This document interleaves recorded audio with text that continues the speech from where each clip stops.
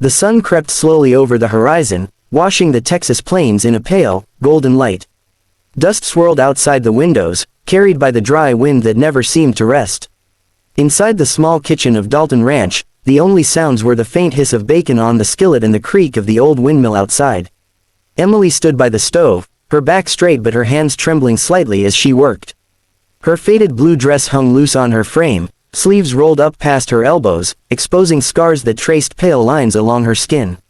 She never tried to hide them anymore, there was no point. Jack Dalton walked in, boots heavy against the worn wooden floor, hat pulled low against the glare. The smell of coffee and frying bacon hit him, but instead of comfort, it only reminded him of the long years of doing everything alone. He set his gloves on the table and looked at her, his jaw tight. "You burn that again, and I'll take it out of your pay," he said, voice rough as gravel. "Yes, sir," Emily replied softly, eyes fixed on the pan. Jack sat down hard on the chair, the wood groaning beneath him. He watched her with a mix of irritation and something he couldn't quite name.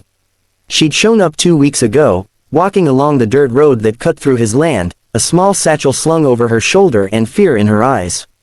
He didn't ask where she came from. Didn't want to. He just needed someone to cook, clean, and keep quiet, and she seemed like she could manage that. But her silence bothered him more than it should have. Every time she flinched at a loud noise or avoided his gaze, it made something in his chest twist uncomfortably. He hid it behind his usual gruffness. "You're too slow," he muttered. "Breakfast should have been ready 10 minutes ago."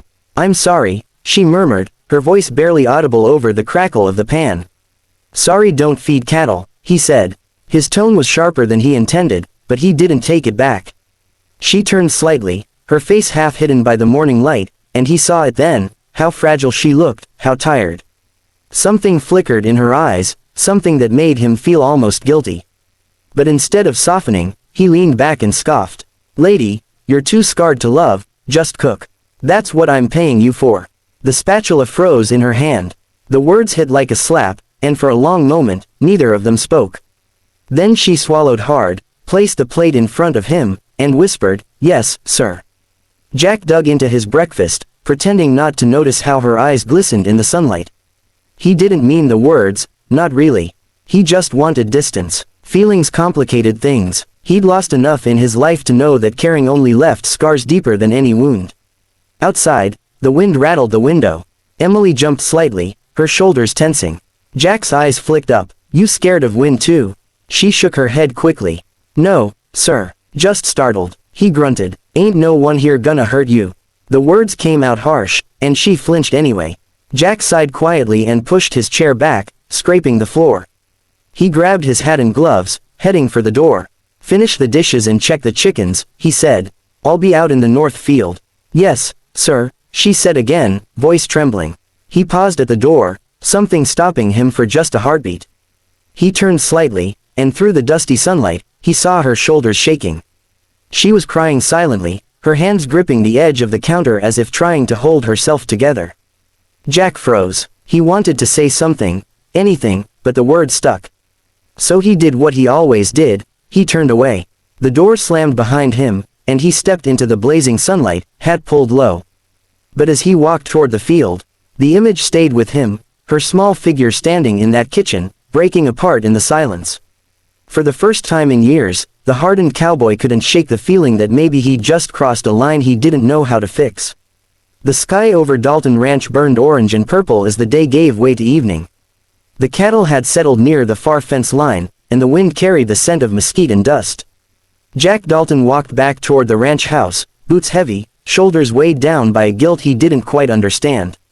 All day, her face had haunted him, the quiet tremble of her lip, the way her hands had gripped the counter as she cried. He'd seen pain before, plenty of it, but not like that. That kind of pain didn't come from weakness. It came from surviving too much. He paused at the porch steps, listening. Through the open window came the faint sounds of movement, the clatter of dishes, the low hum of a woman's voice. It was the first time he'd heard her humming. He pushed open the door slowly, stepping into the warm light of the kitchen. Emily was at the stove again, stirring a pot of stew. Her hair had slipped from its bun, and a few loose strands glowed in the lantern light. The smell of thyme and slow-cooked beef filled the air. She turned when she heard him, offering a small, cautious smile. "Dinner's almost ready," she said quietly. Jack nodded, removing his hat and setting it on the table. "Smells good," he muttered, almost surprised at the softness in his own voice. "Thank you, sir." She ladled the stew into bowls, careful not to spill. He noticed the slight shake in her hand but said nothing. The silence stretched between them, filled only by the pop of the fire and the creak of the old windmill outside. Jack cleared his throat, his fingers tracing the rim of his hat. "About this mornin'," he began, words slow and rough. Emily froze, the ladle hovering midair. She didn't look at him. "I said some things I shouldn't have," he continued. "That part about you being too scarred to love." He stopped, the words catching. "That was wrong." She turned then, her eyes shimmering but steady. "You don't have to apologize," she said softly. "I've been told worse." Jack's brow furrowed. "Don't make it right." Emily set the ladle down and folded her hands in front of her apron. The light flickered across her face, showing faint scars on her cheek he hadn't noticed before.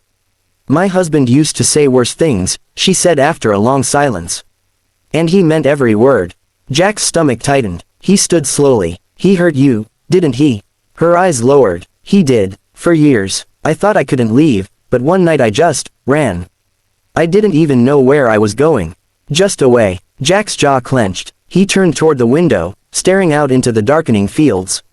The wind howled low across the land. "Ain't nobody should have to live like that," he said quietly. "I didn't mean to bring trouble to your ranch," she whispered. "If you want me gone, I'll go." He turned back fast. "No," he said sharply, then softened. "No, ma'am, you stay right here. You ain't no trouble." She blinked in surprise, and for the first time, she saw something different in his eyes, not anger, but concern, real and raw. He took a hesitant step closer. "You don't gotta cry alone here, Emily. Not anymore." Her breath caught. She hadn't heard her name from his mouth before. It sounded strange and kind at the same time. He moved closer, close enough for her to see that his roughness wasn't cruelty, it was armor. "You cook good," he said quietly. "You work hard, but you don't have to hide behind work. Not with me." Her eyes filled again, but this time she didn't hide the tears. They fell freely, rolling down her scarred cheek. Jack reached out slowly, carefully, and rested a calloused hand on her shoulder. She didn't pull away. The lantern light flickered, casting long shadows around them. For the first time in years, the kitchen felt alive, not just from warmth, but from something gentler, something unspoken. Jack took a deep breath. "Maybe I was wrong about you," he said softly. "Maybe you ain't too scarred to love after all." Emily looked up at him, her lips trembling into a small smile. "Maybe neither are you, Mr. Dalton." He didn't answer, just nodded slightly, the faintest ghost of a smile crossing his weathered face. Outside, the coyotes howled under a sky full of stars, but inside the ranch house, for the first time in a long time, there was peace.